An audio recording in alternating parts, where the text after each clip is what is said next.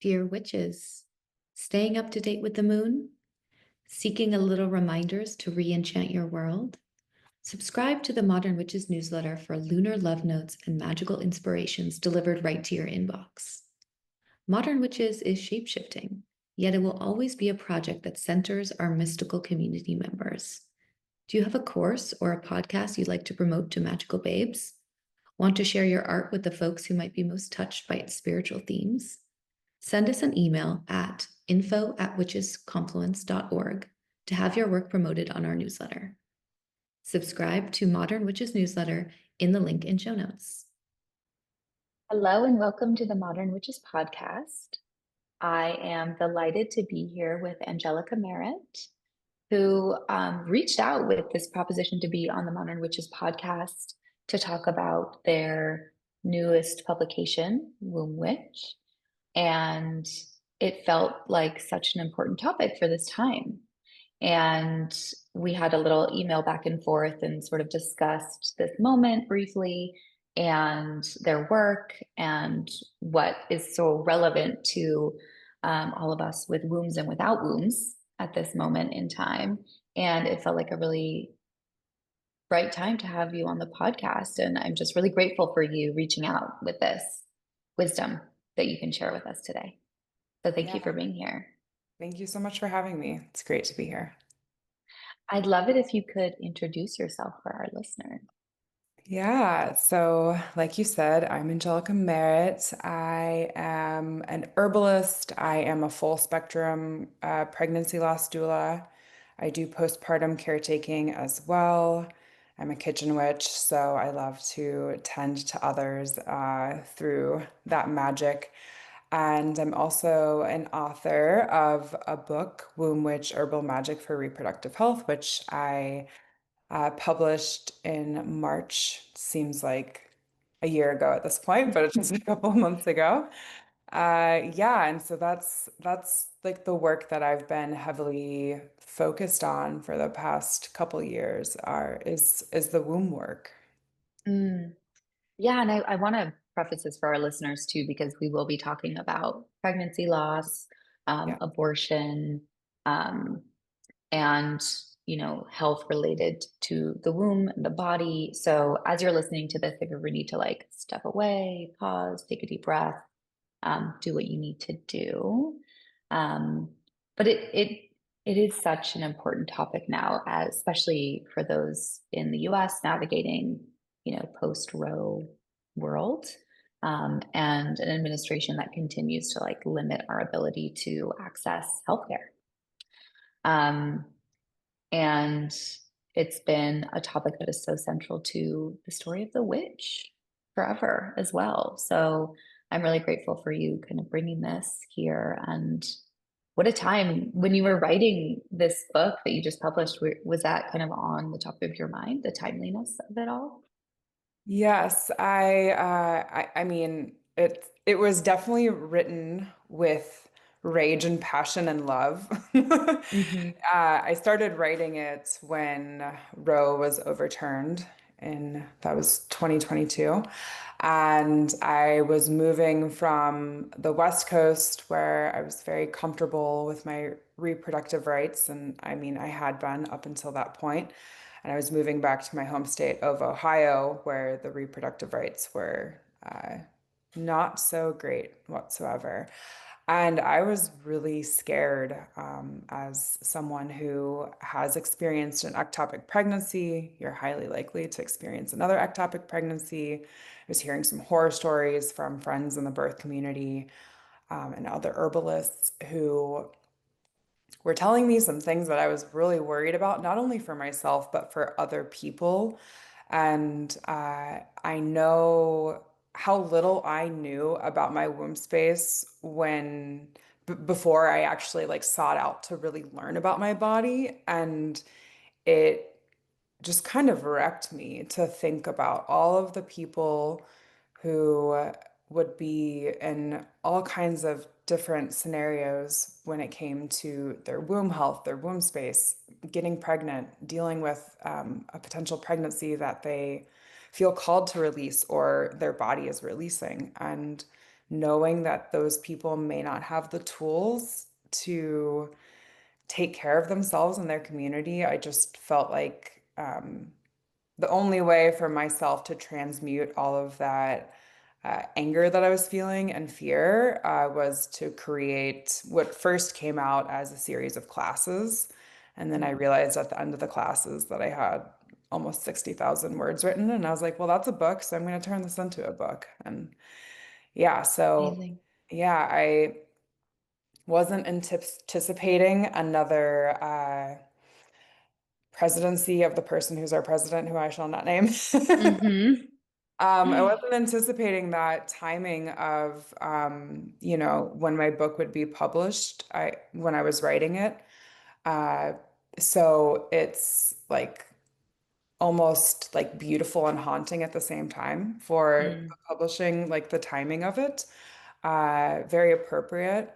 I'm just glad that I listened to spirit and my guides when they were like, this is the way that you can transmute this. Because I Mm. feel also often like I don't know what I can do to resolve all of these different things that are happening in the world. And this was like one small way for me to try to hopefully help other people as well. Amazing. Yeah. That's such a beautiful example of a way to work with our fear in a constructive way. And so much I want to dig into, but I would love to ask, as we enter this conversation, what was your, first inkling of a relationship with spirit or an association or an affirmation of yourself as a witch? Ooh.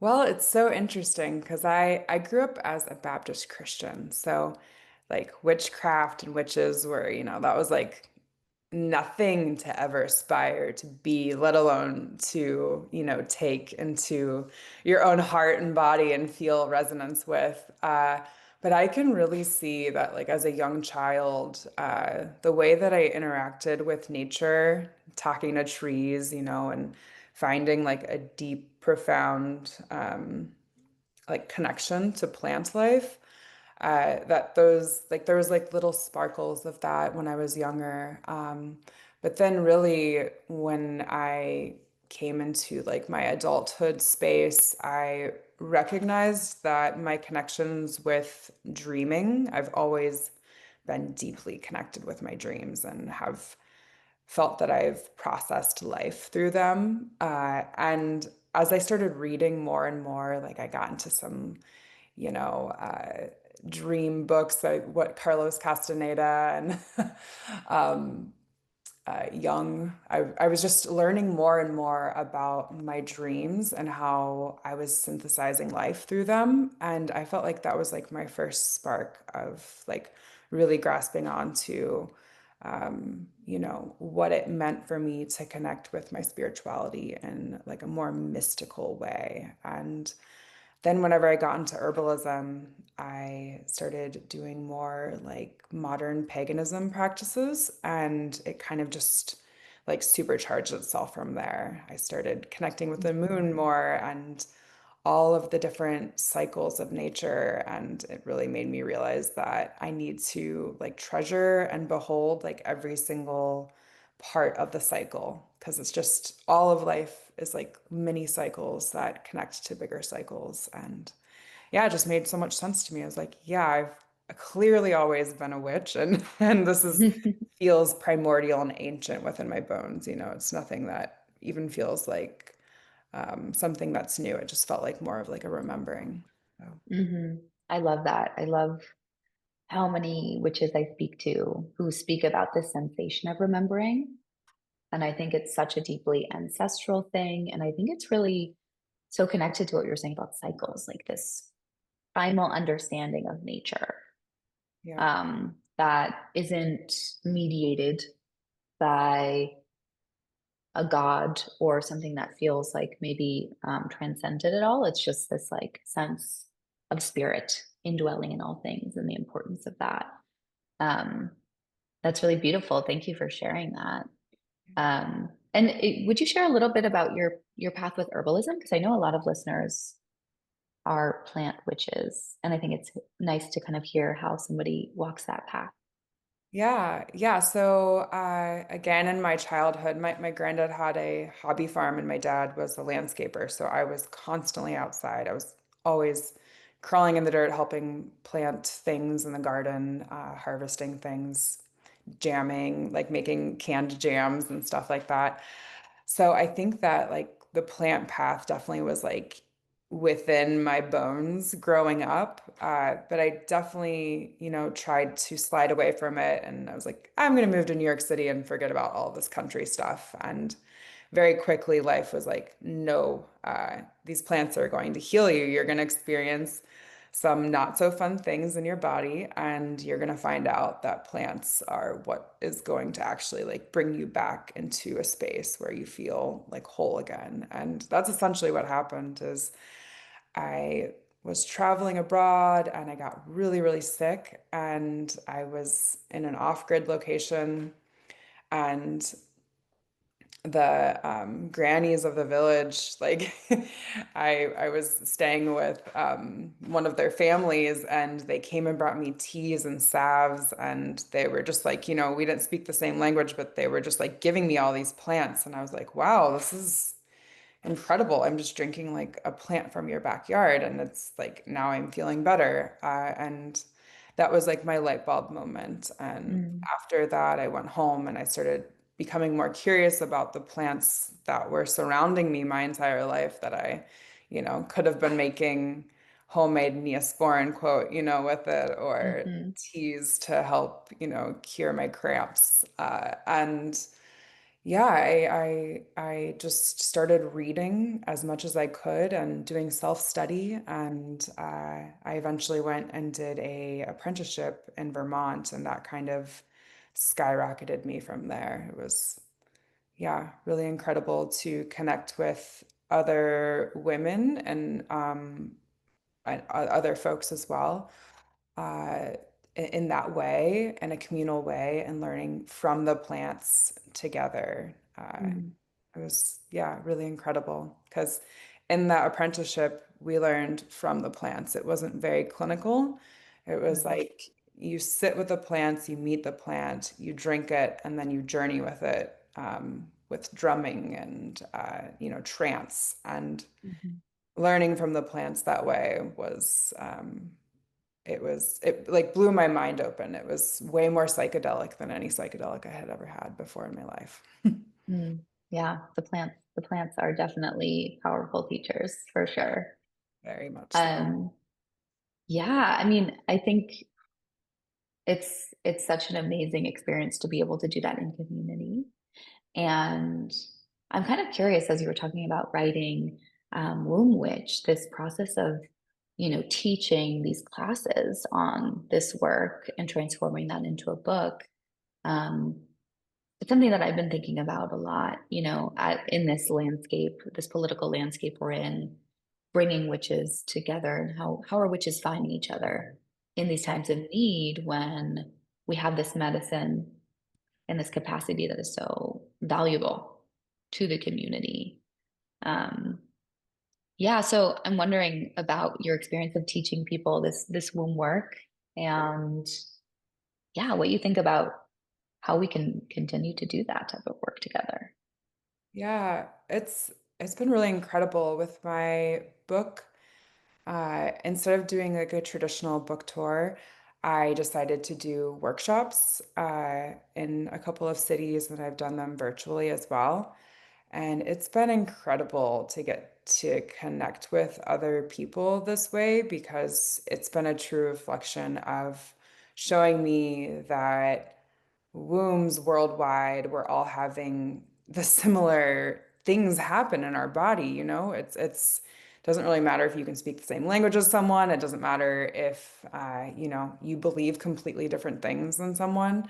At the end of the day, we're probably having very similar situations happen within this sacred space. So something that I've been doing in my workshops for people is starting off with like a really deep connection into the womb space, and just like literally like getting your hands and putting it on your womb and closing your eyes and getting really quiet and just literally thinking about like that cosmic void that is our womb, and the fact that, you know, any room you're ever in or any person you ever look at, nothing in that room would be possible and that human wouldn't be possible that you're looking at unless it came from this womb space. It's literally like the great creator of like all of the things that humans have created. So I really like to guide people into like bringing that full awareness and recognition. And even if that's something that's like a story that we know, like underneath it all, it's like, okay, I can look at, you know, this pen and a human had to make this pen. But, you know, you go throughout your day and you don't think about those things. And I think that like bringing that awareness, that deep awareness, like into the power that is beholden into this space is something that's really powerful and a lot of people haven't done before.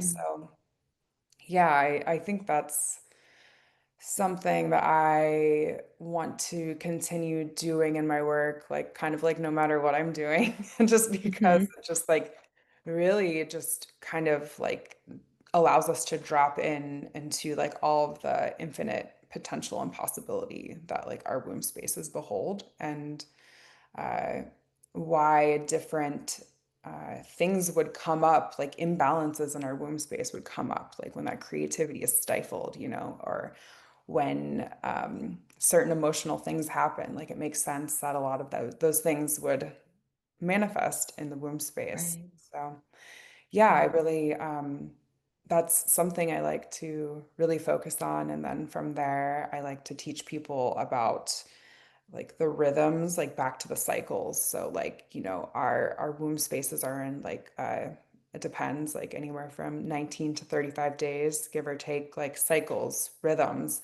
that are very closely tuned into the seasons of the year and the moon cycles. And I go throughout that in my book as well. But in the workshops that I've been offering people, I like to show them like our wombs literally cycle through like all of the seasons of the year and every menstrual cycle. And it allows you to know how to work with those cycles in a deeper, more magical and profound way whenever we can Mm. really like see that reflected to us like in our atmospheres and our bioregions. Yeah. Oh, I love that. Yeah, I'm as I was listening to you and thinking about this sacred space in the body, it makes me think of how the womb is such a it's like a barometer almost for not only like our personal well-being, but perhaps as a reflection of like collective wellness. Yes. Um, and yeah, I'm just wondering if you have any thoughts on how to support people with like the feelings of vulnerability that might come up these days, with so much fear and uncertainty we're navigating around like access to care, for ourselves and for the people we love and all of these things. Maybe there's a practice or herbs that maybe could help or support. Yeah. So I think that there is profound importance in getting to know our bodies on a spiritual level and a scientific level. And I really don't place more importance on either, because I think that the two can coexist. And I like to really try to marry the two. Uh, and I guess, you know, the reason behind why I wrote the book that I wrote is because I wanted to like inform people on a very basic level as to like what's going on in the body. I think that it's very important just to have like a basic understanding. Because then again, like you can apply like what's going on in the body in a spiritual way. But then also it's so empowering to just be like, oh wait, like I know when I'm ovulating, I know like what the window is that I could potentially get pregnant, or I know how to work with my body in a certain way so that my PMS symptoms don't start like overtaking and overthrowing my life, which is, you know, I have a lot of people I work with. I myself experience those types of things. So, like, my suggestion is to learn the basics of what's going on with your body in a anatomical and physiological way. The fertility awareness method is something that I highly encourage people to seek out and to learn. And it's a natural birth control method. And it's not just for folks who are engaging in sex that could result in a pregnancy. I think it's really important for all folks who have a womb because, like, our menstrual cycle is our fifth vital sign. And so knowing, when you're ovulating, even if it doesn't really matter in terms of, the outcome of your ovulation, knowing that is very empowering. Just because, yeah, things are unsettling. We can't trust our government and what's happening around us. And yeah, it's really empowering just to have a even basic grasp on what's going on in our bodies and how we can tell and use the signals that are coming from our body to know when what is happening, if that makes sense. Yeah. No, I love it. Yeah. It's so interesting too. I feel like I have to ask, like, have you noticed or, yeah, have you noticed or witnessed any kind of like disinformation, misinformation coming out in your field, like around fertility or, abortion wellness? I don't know. I think because that's obviously something we all have to contend with in like every aspect of our life now. Right, totally. Yeah, I have people send me screenshots of really absurd misinformation that's going on. It's like it literally makes me shake when I think about it. 'Cause I'm like, Yeah. if someone like last week, I had someone send me an article, and the article read, and this was from a pretty major publication, and it read something like, "You can get pregnant on any day of your cycle, but you're just more likely to get pregnant when you're ovulating," which is absolutely not true at all.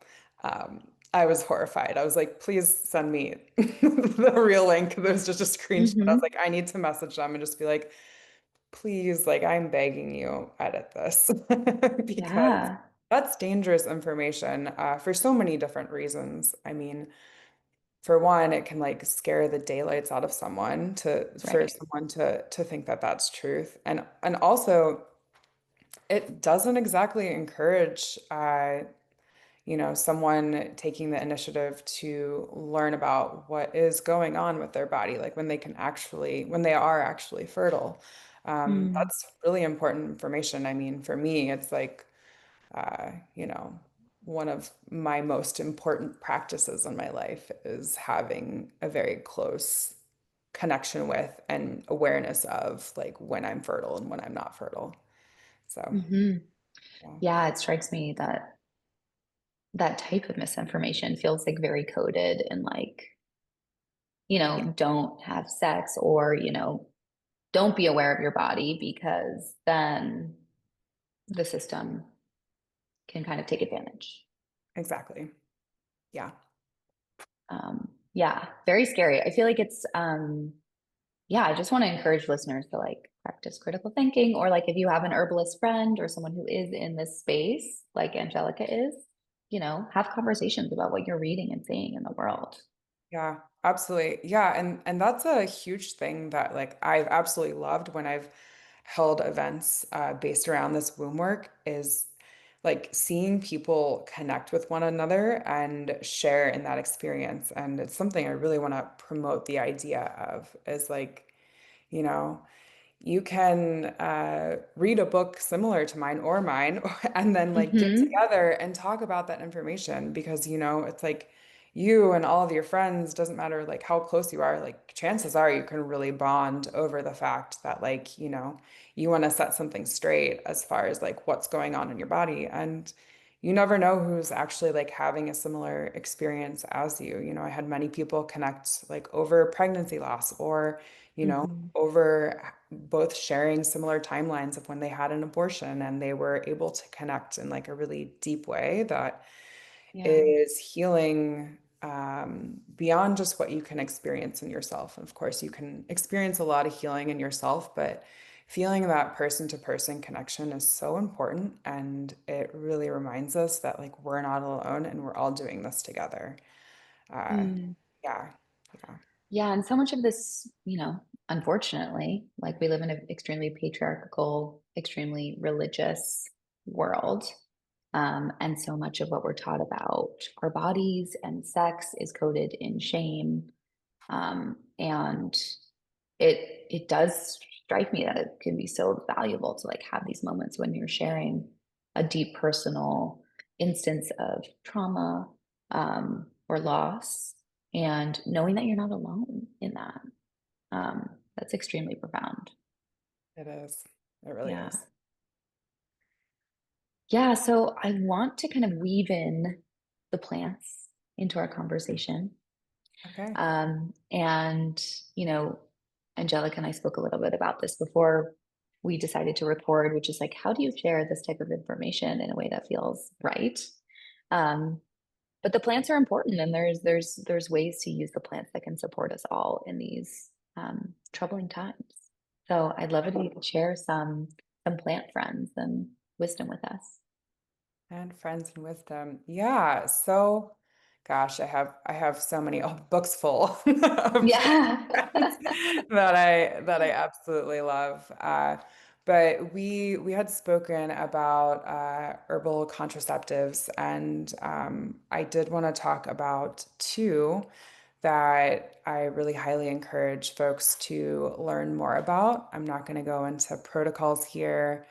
And before I talk about them, I do want to heed some warnings that these are not daily contraceptives. They're things that are used to prevent implantation, and they do come with specific protocols and contraindications that you must consider before using them. But I do not believe in gatekeeping information. This is folk wisdom.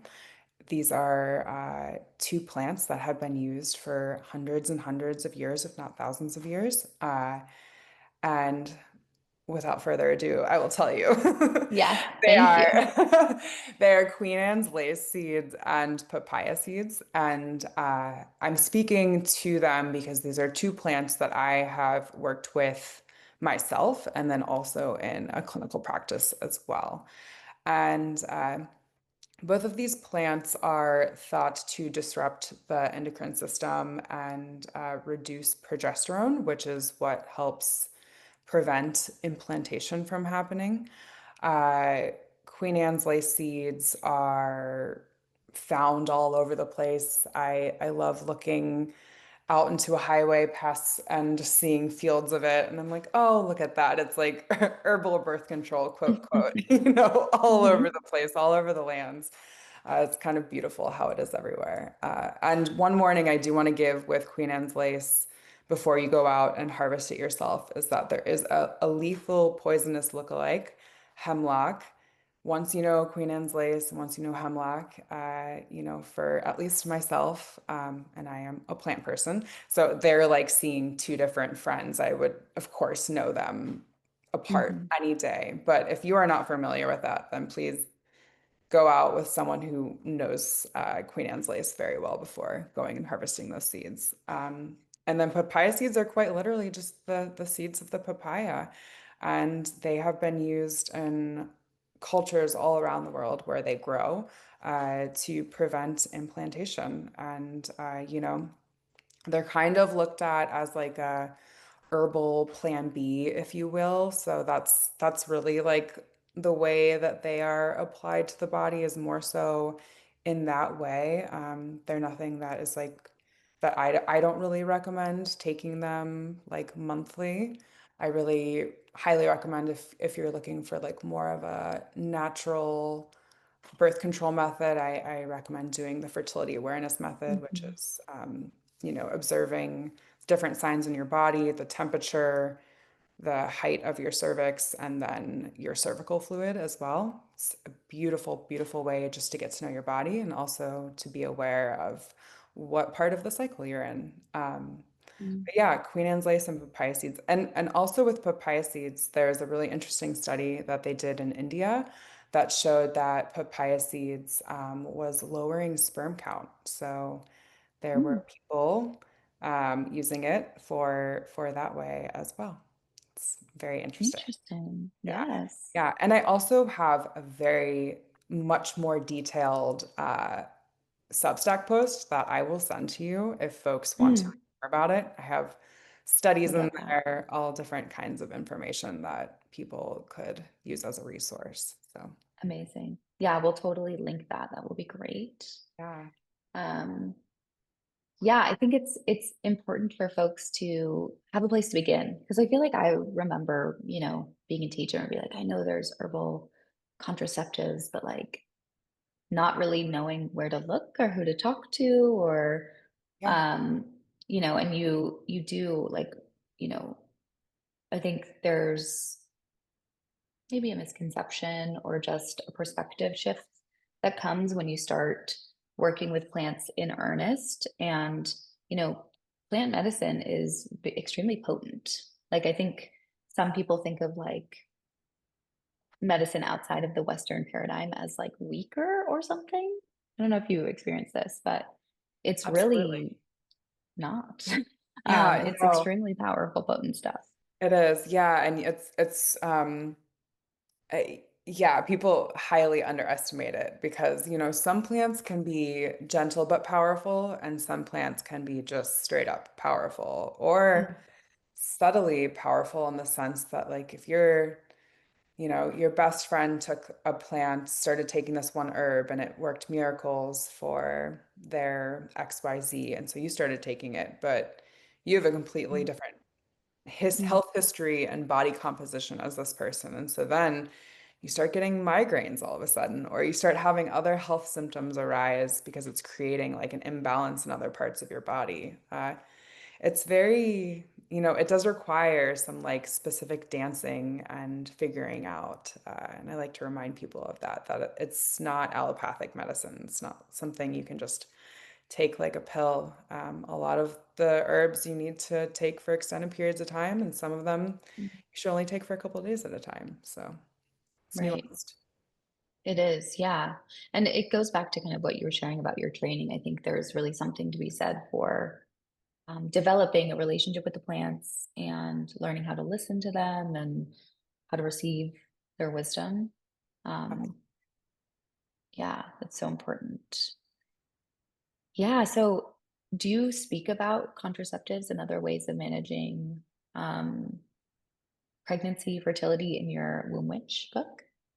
So I don't talk about herbal contraceptives, but I do talk about pregnancy loss and release in length, as well as pregnancy and postpartum, and ways that you can tend to the body with herbs in a whole different array, like a wide array of pregnancy loss and release, because they Great. all require different types of tending.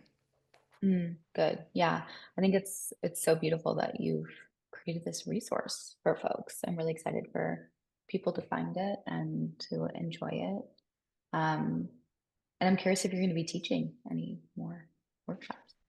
Yeah, so I'm actually, well, it'll be tonight, but it'll be after this podcast is aired. I'm teaching a class tonight on herbal support for all the different phases of the menstrual cycle, and I'm gonna plan on offering that again. And probably in the fall, I'm gonna do some sort of like cohort with doing practices with different phases of your menstrual cycle, and then also from puberty to postmenopause. I want to bring some focus on Mm, that as well. So yeah, I'm gonna plan on continuing to teach and hopefully doing more in-person events too, because I just was really kind of blasted away with how powerful that was. I knew it would be really incredible, but just seeing folks connect with each other and walk away with like new connections with other people that they didn't even know existed was just yeah. really powerful. And I want to help foster more of that. And I also want to encourage people to do that. So I was I've also been toying around with the idea of like, you know, teaching people to hold these types of circles and opportunities for Amazing. folks to connect because we aren't gonna get through these really weird times without community. And yeah, Mm. we need to be informed. I like to say that my book is definitely not just for people with wombs, because like whether or not you have a womb, you came out of one, and it is our Mm. responsibility to take care of our society and our communities. And yeah, I think that, you know, you should have an awareness of the fact that if your friend just gave birth or if they just had an abortion, that they're gonna require a certain amount of care and that it would be really helpful if you brought them some ginger tea and a warm soup, you know, that I want everyone to know that. So Yeah, I love that. And I think it's important for, you know, brothers, partners, yeah. male identifying folks to also know what's going on, in these people with wombs bodies, Uh-huh. so that they can also support and, lessen or remediate some of the pain and trauma that might be present. Exactly. Yeah, Yeah, I've told several friends, and like, if you're dating someone new, make them read these first couple chapters, like as a like they don't get to lay a pinky finger on you until they've read that. Because that is just I love, responsibility in my eyes. So yeah, it is, and, I think people males they don't have no education or thought around birth control, even yeah, though they play such a huge role and have such a huge responsibility um, in the relationship. So I think it's really important to start having more of those conversations. absolutely. Yeah. And for them to be like, oh, okay, you're in your follicular phase. That means soon you're going to be ovulating, which means we need, if you're not taking hormonal birth control, then we need to have backup plans if we're trying to Right. not get pregnant. Like that needs to be something that is like 100% shared. And that's, Absolutely. I, I like to echo that. Yeah, It's the world I want to live in. So, I totally agree. I love that we're having these. I mean, I'm really appreciating this conversation. And, in so many of my conversations I have with guests on the podcast, we like to talk about, how your work and your spiritual magical path like plays into um, the modern context of the world. But this conversation is so interesting because we find ourselves kind of in this interesting moment in history when so much has kind of moved backwards in time. yeah. Um, and yeah, I just wonder, how you feel like spiritually or magically as you do this work in 2025.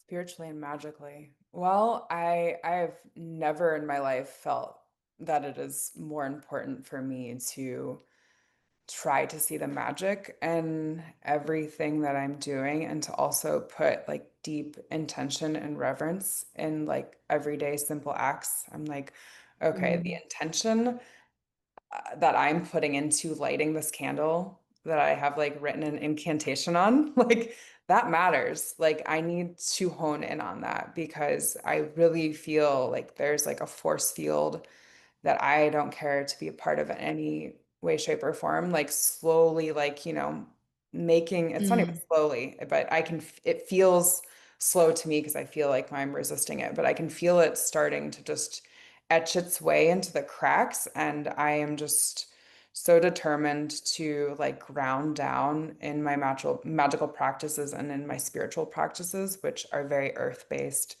I'm very like, okay, I gotta touch a tree. I have to sink my bare feet on the earth at least once a day because that's the way that I can, you know, remain whole and as whole as possible, of course, mm. while trying to live in this time.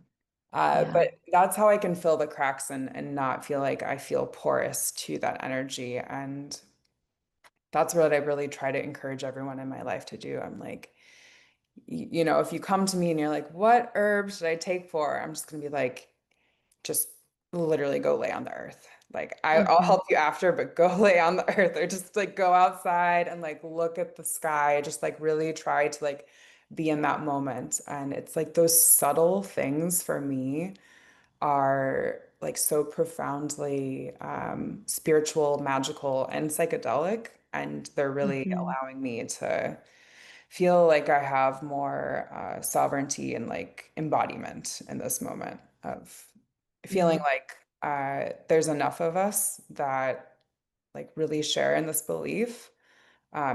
We're having this conversation like clear Hmm. across the country from each other, and that's Hmm. so beautiful to me because I know like this is just a thread that's going and connected to so many other people that are either going to be listening to this or like resonate with like what we are getting at here. Uh, Totally. yeah, Hmm. Yeah, I really appreciate that. I think that's something I've been noticing too, especially on my own trip I'm on. I'm like no longer doing social media. And as awesome. you're talking about like the thing that like filters in and gets into the cracks, for me, it was sort of that um experience of like playing into an algorithm to somebody Yep. else's um set of standards or something. I don't even know how I want to say it right now, but yeah, the ability for me since I've been away from that type of space to really just yeah, sit outside, like take a break from working on the computer or doing my work and just sit outside and like notice what's blooming, like smell the flowers, like listen to the bees. It's just reclaiming that space to do this kind of like earthing Yeah. practice Yeah, is so important right now and it feels really is. good. It does. And it almost feels like rebellious in a beautiful way because you're like, oh, this is so like anti-capitalism and like anti like, work, work, work, work, work. You're like, I was just like standing in the rain today, smelling this beautiful tree that it was blooming. And I was like, Mm, oh, this is so perfect right now. And I was like, I love that there's no money being exchanged. There's nothing to worry about in this moment. It just feels like a big FU to the powers that be. And I love that, especially if it means mhm. you're like communing with nature and spirit. So, Absolutely. I love yeah. that. Yeah, I mean, you sort of answered my question, my final question, but what's giving you hope these days? Is it the Yeah, rain and the blooming trees? it is. It is. Yeah. I mean, Uh, it's yeah, smelling flowers, connecting with like-minded people, uh, meditating daily has been so big for me. And even if it's just like a walking meditation, my walks are like my life. I Mm, don't even know what I would do without my morning walks at this point. It's really, really just like simple, simple things. I feel like for a while there, I was really looking to other modalities or practices and ways of being that felt more involved or like they needed multiple steps. And I'm finally coming back to like a resting place where it's the simple things. So yeah, it mm, really is just like watching the fact that like the flowers are going to bloom and that mhm, feels beautiful to me. And then they're eventually going to die and then they're going to come back again. So mhm. resilience. Lovely. Yeah. Yeah, thank you for that. Yeah. And is there anything else you want to share before we wrap up our conversation? Any final thoughts being stirred up? Final thoughts. Mm, I just really want to encourage folks to like tap into themselves on a daily basis, even if that means you're just paying attention to the way that you're breathing or the way that your shoulders may be bunched up. It Mm, doesn't take long, and I think again, going back to like these simple practices, like just bringing slight awareness to yourself really can have such a profound change on like everything from like the way you're interacting with the person who's checking out your groceries at the store to the way that you're, relaying your own energy to all the people that you're community with. Yeah, I hope we remember that when we do that, we're pouring into our own cup, and then that makes it all that much more easy and sustainable to take care of our communities, which is really important right now. So, Oh, so important. Yes, thank you. yeah, thank I will you. make sure that we share your links in our show notes. But do you want to share where folks can find you and support you? Yeah. So I am on Instagram here and there, like you. I'm trying to be off of it, but I'm on there somewhat as well at Dandelion Dazed, and my let's see, my Substack is also Dandelion Dazed, and my website is angelicamerritt.com, and you can find like where I'm going to either be doing in-person events or virtual events there, and I also do one-on-one work as well. So yeah. Amazing.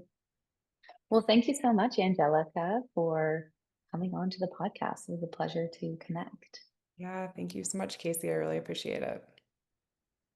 Thanks, listeners.